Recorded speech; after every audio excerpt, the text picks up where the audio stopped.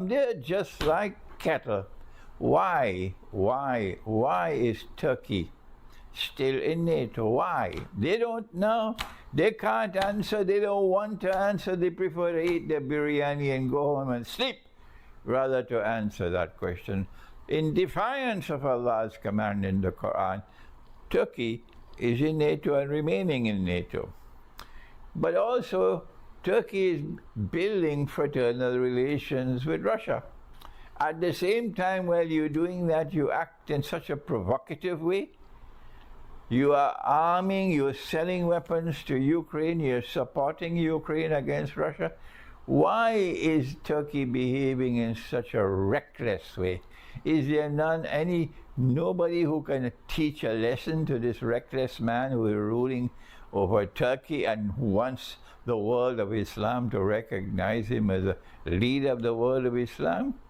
This man is recklessly misguided, and if he continues on this path, just remember that if war with Russia does start, the NATO missiles will fly from Turkey first of all against Russia.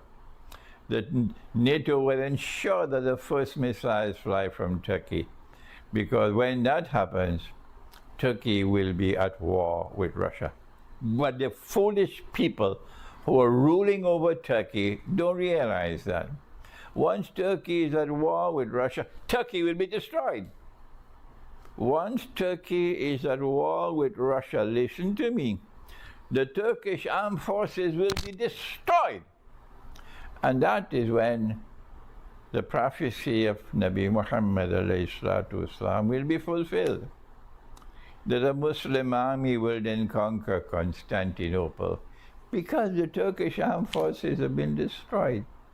And when we conquer Constantinople, our Prophet, Allah's blessings be upon him, praised the army and praised the commander. But those who have only peanuts in their head, oh no, it was that Sultan who was praised. Let them stay with their peanuts in their head. They can't think. Yes. And so when we conquer Constantinople, inshallah, we will return Hagia Sophia to those to whom it rightfully belongs. And that would be the catalyst which will cement the alliance between the Ummah of Muhammad ﷺ and the Ummah of Nabi Isa ﷺ.